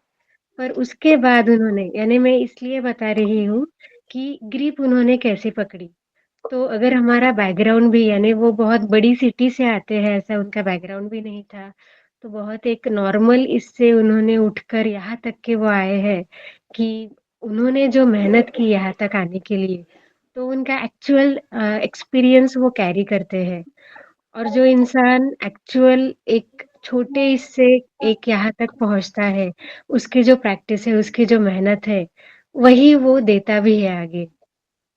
तो उन्होंने जितने भी एफर्ट्स लिए हैं, है ना, तो राइट फ्रॉम रॉ कैसे पढ़ना है, वो शैली उनके पढ़ाने में भी हम देख सकते हैं कि राइट फ्रॉम बिगिनिंग वो जो हमें गाइड करेंगे, क्योंकि उस सिचुएशन से खुद गुजरने के बाद फिर हमें पता चलता है कि आगे वाले को हमें कहाँ से पढ़ाना है। तो ये सारी चीजें जो है ये हमें इस सेशन में जो भी ले रहे हैं अभी, नेक्स्ट बैच जो इनकी जून 2026 बैच है, तो इसमें आपको जो भी वो प्रैक्टिस सेशंस लेते हैं, टेस्ट लेते हैं, उनके रिकॉर्डेड वीडियोस भी आप देख सकते हैं। कई बार ऐसा होता है कि टॉपिक टोटली नया रहता है, हम बहुत अलग अलग क्षेत्र से आते हैं, तो उसे हमें ओवर एंड ओवर हमें रिवाइज करने की आवश्यकता होती है। तो ये जो भी रिकॉर्डिंग्स भी दी जाती है, तो इसके माध्यम से वी कैन रिवाइज देम। अब आते हैं हमारा नेट का जो विषय है, हमें पता है नेशनल एलिजिबिलिटी टेस्ट, और ये शुरू हुआ है शायद 2017 से, जब मैंने ये फर्स्ट टाइम दिया था। और तब ऐसा था कि बहुत सारी जानकारी नहीं थी, जनवरी 2017। तो तब मुझे भी, यानी इसके बुक्स भी नहीं आते थे, क्योंकि that was the first time यानी योगा में इसे यानी नेट में योगा को शामिल किया गया था। तो उस समय जो थे हम सिर्फ टेक्स्ट पढ़ते थे कि जो भी टेक्स्ट हमने अभी तक के पढ़े हैं उसमें से क्या पूछ सकते हैं, एक हम अंदाजा लगाते थे। पर अभी जो है सिचुएशन चेंज हुई है। अभी हर साल में 2 बार एग्जाम होने के कारण उसके हमें प्रीवियस क्वेश्चन पेपर्स हमें पता चलते, तो एक पैटर्न हमें समझ में आ रहा है। तो ये जो रिसेंट अभी इन्होंने किया है 5 बार 6 बार, जब भी ये जो बता रहे हैं कि इन्होंने क्वालिफाई किया है, तो रिसेंट सारे चेंजेस और जो भी प्रोग्रेशंस इसमें हो रहे हैं, सो ये they are very much familiar with all the changes and upgradations. And अभी उसमें बहुत सारे उपनिषद्स ऐड हुए हैं, पहले उतने नहीं थे। पहले हमारे वक्त 3 पेपर थे, फिर उसके बाद ऑनलाइन हुआ, फिर से एक बार ऑफलाइन हुआ, अब फिर से वो ऑनलाइन मोड में हो रहा है। So looking after all this progressions, तो ये सारी चीज़ें इन्हें पता है, तो उसमें से एग्ज़ैक्टली क्या पढ़ना है, क्या नहीं पढ़ना है, किस चीज़ पर हमें एग्ज़ैक्ट फ़ोकस रखना है, ये सब हमें रेडीमेड यहाँ पर मिल रहा है। और क्या होता है कि हम अकेले जब पढ़ते हैं, तब हमें अ, कई सारी चीज़ें जो है वो मिस हो जाती है हमसे। और एक ग्रुप स्टडी का एक अलग इफ़ेक्ट होता है। एक जब टीचर हमें बताता है कि ये आज पढ़ना है, टीचर ने बताया है तो हम करते ही हैं। तो ये भी एक उसमें फैक्ट है। अब इसके प्रॉस्पेक्ट्स क्या है नेट? इसमें से कई लोग शायद first time they have joined. तो नेट के बारे में अगर हमें प्रॉस्पेक्ट्स पता चले तो शायद हम और भी मोटिवेट होते हैं ये चीज़ पढ़ने में या फिर ये एग्ज़ाम अपीयर करने में। तो इसमें जो है फर्स्ट ऑफ ऑल एकेडमिक और टीचिंग करियर्स है। जैसे इसके पहले भी जो भी लोग आए हैं उन्होंने बताया हाउ दे क्वालिफाइड, और उसके बाद वो एज असिस्टेंट प्रोफेसर करके ज्वाइन हुए, अच्छे-अच्छे इंस्टीट्यूशंस में है अभी। तो इसके जो स्टार्टिंग सैलरीज होती है दे स्टार्ट फ्रॉम 25,000 टू 40,000, यानी if they are on contract basis, क्योंकि परमानेंट पोस्ट बहुत ज़्यादा नहीं है। तो इनिशियली हमें ये तो एक्चुअल इसमें मिलता ही है। उसके बाद डिपार्टमेंटल लीडरशिप, यानी आप अगर योग के डिपार्टमेंट में जॉइन हो रहे हैं तो वहाँ पर एज अ एचओडी या फिर अगर वो स्पेशलाइज्ड यूनिवर्सिटी या फिर इंस्टीट्यूट है योगा के क्षेत्र में, तो आप वाइस चांसलर के लेवल तक भी जा सकते हैं। उसके बाद है कि जो स्कूल्स और कॉलेजेस होते हैं, तो कई सारे जगह पर अभी योग जो है वो शामिल किया जा रहा है as a part of national education policy, या फिर अगर उस इंस्टीट्यूट का इंटरेस्ट है तो ऐसे भी कई सारी जगह पर हम yoga teacher, yoga assistant, yoga instructor के तौर पर हम ज्वाइन कर सकते हैं। दूसरा इसका हम प्रोस्पेक्ट देख सकते हैं कि in the field of research और फेलोशिप, अब इसमें जो टॉप के लोग हैं उनको फेलोशिप मिलती है, जूनियर रिसर्च फेलोशिप। तो ये जो है अप्रोक्सीमेटली मंथली 31,000 मिलता है पहले 2 साल। उसके बाद जब हम सीनियर रिसर्च फेलो होते हैं आफ्टर 2 इयर्स, तो तब 35,000 पर मंथ भी इसकी जो सैलरी है पर मंथ मिलती है आपको घर बैठे। आपको बस रिसर्च करना है, आपकी पीएचडी करनी है। उसके बाद आप रिसर्च करके पीएचडी डिग्री भी ले सकते हैं, और कई सारा ग्लोबल कोलैबोरेशंस भी हम इसमें कर सकते हैं। जैसे रिसर्च पब्लिकेशंस है, इंटरनेशनल जर्नल्स में हम अपने रिसर्च जो है वो पब्लिश कर सकते हैं, या फिर अलग-अलग जो भी ग्लोबल कॉन्फ्रेंसेस होती है उसमें हम पार्टिसिपेट कर सकते हैं। इसके अलावा कई सारे प्रोफेशनल और गवर्नमेंट के भी रूल्स जो है जिसमें भी हम पार्टिसिपेट कर सकते हैं, जैसे कि पब्लिक सेक्टर अंडरटेकिंग्स है उसमें योगा एक्सपर्ट्स की आवश्यकता होती है। योगा रिसर्च ऑफिसर्स है, DRDO, ICMR, ministry of Ayush, ऐसे अलग-अलग बड़े-बड़े इंस्टीट्यूशंस में, और उसके साथ-साथ योगा थेरेपिस्ट और कंसल्टेंट का भी रोल हम प्ले कर सकते हैं। तो और as a part of self employment तो हमें पता है कि हम कोई भी इंस्टीट्यूट निकालें, इफ वी आर क्वालिफाइड, तो हम सही जानकारी जो है सभी तक पहुंचाने का काम कर सकते हैं। तो आप सभी लोग अभी तक के जुड़े हैं और सभी को आपने बहुत धैर्यता पूर्वक सुना।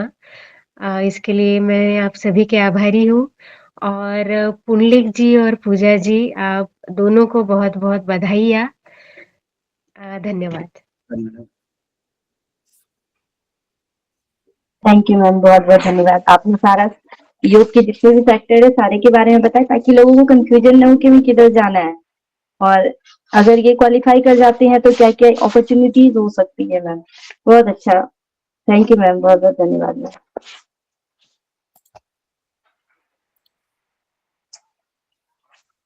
मैं पुंडलिक सर को बोलना चाहूंगी। पुंडलिक सर अब अपना पुंडलिक सर के बारे में बात किया जाए तो सर 4 बार नेट क्वालिफाई कर चुके हैं, जेआरएफ होल्डर भी हैं और जैसे मैम ने बताया कि पूरे नीचे से ऊपर उठे हैं, बिल्कुल हमने भी सर को जिस तरीके से जाना है तो जैसा सर ने अपना जर्नी प्रस्तुत किया है तो लोगों के लिए ये बहुत ही मतलब एक सीखने का मतलब एक नीचे से जो ऊपर का लेवल होता है ना वो वही इंसान आपको बता सकता है कि किस तरीके से आप अपनी सीढ़ियां को तय कर सकते हैं और कोई भी इंसान अगर कितने भी नीचे से नीचे लेवल पे हो तो वो ऊपर उठ सकता है और अपने योग ज्ञान सबसे बड़ी बात है कि हम लोग योग से जुड़े और जिस तरीके से सर अपने एरिया से निकल कर आए ना सर को निकलना ही इतना मुश्किल था लेकिन आज योग के क्षेत्र में और आप लोगों को मतलब पढ़ाने का सर को सौभाग्य है और इतने अच्छे से सर बहुत मेहनती है बहुत ज्यादा हम खुद सर से मोटिवेट होते हैं हम सर के साथ पढ़ाते जरूर हैं मिलकर लेकिन सर से हम बहुत ज्यादा मोटिवेटेड हैं तो सर अब आप अपना सर शुरू कीजिए सर हरिओम सर। धन्यवाद पूजा जी, धन्यवाद मैम। हरिओम सभी को, वॉइस आ रही है मेरी? हरिओम सर।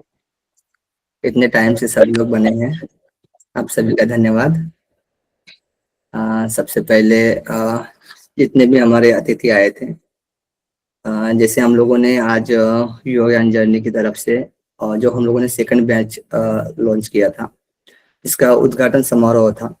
तो जो हमारे जो अतिथि आए थे उनके प्रति हृदय से कृतज्ञता व्यक्त करता हूं मैं। और मैं विशेष रूप से अपने सम्मानित जो विद्वान गुरुजन आए थे, जैसे कि doctor Shashikant Mani Tripathi sir, doctor Tilakraj Meena sir और डॉक्टर परिणीता सिंह मैम और डॉक्टर रणेश्वरी बंसल मैम और डॉक्टर संतोषी कुमारी साहू मैम और नेहा मुदगल मैम, इन सभी का हार्दिक धन्यवाद ज्ञापित करता हूं जिन्होंने अपने अमूल्य समय और गहन ज्ञान एवं बहुमूल्य अनुभव से इस उद्घाटन समारोह को अत्यंत प्रेरणादायी और मार्गदर्शक एवं सार्थक बनाया है। आप सभी के विचार और मार्गदर्शन एवं आशीर्वचन से हम सभी योग साधकों एवं विद्यार्थी के लिए प्रेरणा एवं स्रोत एवं मार्गदर्शन दीप के रूप में सदैव स्मरणीय रहेंगे। और आप सभी विद्वान गुरुजनों की उपस्थिति से यह उद्घाटन समारोह केवल एक औपचारिक कार्यक्रम न रहकर एक यौगिक संस्कार, ज्ञान दीक्षा एवं साधना प्रेरणा का पवित्र अवसर बन सका। इसके लिए योग ज्ञान जर्नी परिवार सदैव आपका ऋणी एवं कृतज्ञ रहेगा। साथ ही मैं सहयोगी जो शिक्षिका पूजा रानी मैम तथा समस्त प्रतिभागियों का भी हृदय से धन्यवाद करता हूँ कि जिनके सामूहिक प्रयास और समर्पण एवं सहयोग से यह कार्यक्रम सफलतापूर्ण संपन्न हो सका। आप सभी के स्नेह एवं सहयोग एवं मार्गदर्शन के लिए पुनः कोटि कोटि धन्यवाद आप सभी का। जैसे हम लोगों ने 25 तारीख से हमारी बैच स्टार्ट हो रही है, मतलब आज से, तो हम लोगों ने जो एक ऑफर रखा था जो कि 24 तारीख तक हम लोगों ने डेट बढ़ाया था, अब वो डेट बढ़कर 31 जनवरी तक है। तो जो भी आपके सहपाठी होंगे, है ना, आपके परिचित होंगे, उन्हें आप लोग जरूर बताना, इस ऑफर का लाभ मिलेगा उन सभी को भी। 31 जनवरी तक हम लोगों ने डेट बढ़ा दी है, तो 1499 रुपए, मतलब बहुत कम ही है, ठीक है, देखा जाएगा तो आप लोग अपने सहपाठियों को बताइएगा और ज्वाइन करने के लिए बोल दीजिएगा, नहीं तो क्लासेस आप लोग की मिस हो जाएंगी, है ना। तो इसलिए क्योंकि आज से क्लास शुरू हो गई है, तो जितना जल्दी हो सके उतना जल्दी आप लोग इनरोल कर लीजिए। जितने भी लोग ज्वाइन नहीं किए हैं उनके लिए था, ठीक है।